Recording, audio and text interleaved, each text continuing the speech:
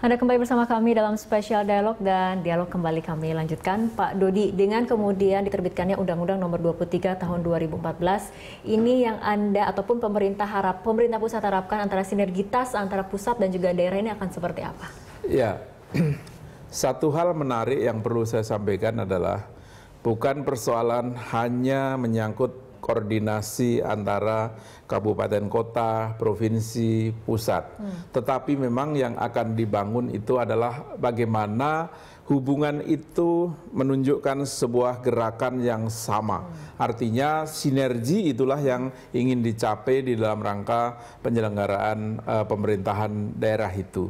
Nah, kalau misalnya di dalam pembukaan Undang-Undang Dasar itu sudah diamanatkan, misalnya melindungi segenap bangsa dan seluruh tumpah darah Indonesia, memajukan kesejahteraan umum, mencerdaskan kehidupan bangsa, dan ikut melaksanakan ketertiban dunia, maka tujuan itu yang mesti dituju oleh pemerintah pusat, pemerintahan provinsi, maupun pemerintahan kabupaten kota. Jadi artinya kalau pemerintah pusat itu menerapkan sebuah kebijakan untuk menuju ke yang ingin dicita-citakan itu, maka tidak mungkin pemerintah pusat itu mencapai itu secara sendirian, tetapi memerlukan komitmen dan integritas dari seluruh jajaran pemerintahan daerah, baik kabupaten, kota, maupun provinsi untuk mempercepat pencapaian tujuan yang ditentukan. Kira-kira seperti itu yang ingin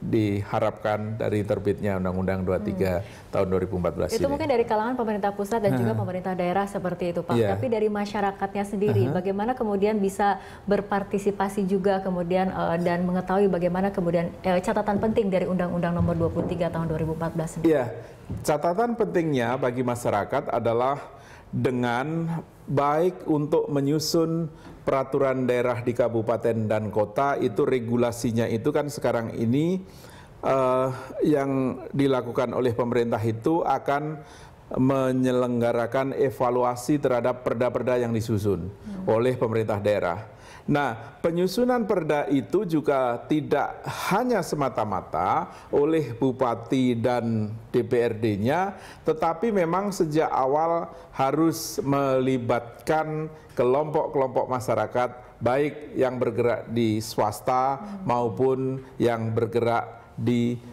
state atau DPRD dan kepala daerah. Ini harus diberikan apresiasi oleh masyarakat untuk bisa senantiasa mengikuti, berpartisipasi dalam penyelenggaraan pemerintahan daerah, baik dalam pembentukan peraturan daerah ataupun di dalam rangka pelaksanaan pembangunan yang sehari-hari itu. Artinya gerakan yang seimbang ternyata tidak hanya di pemerintah pusat dan juga daerah, tapi juga di masyarakat sendiri juga seperti itu. Ya. Baik, Pak Dodi, terima kasih telah berbincang banyak bersama kami mengenai Undang-Undang Nomor 23 Tahun 2014. Terima kasih sekali lagi, Pak Dodi. Iya, terima kasih. Selamat malam.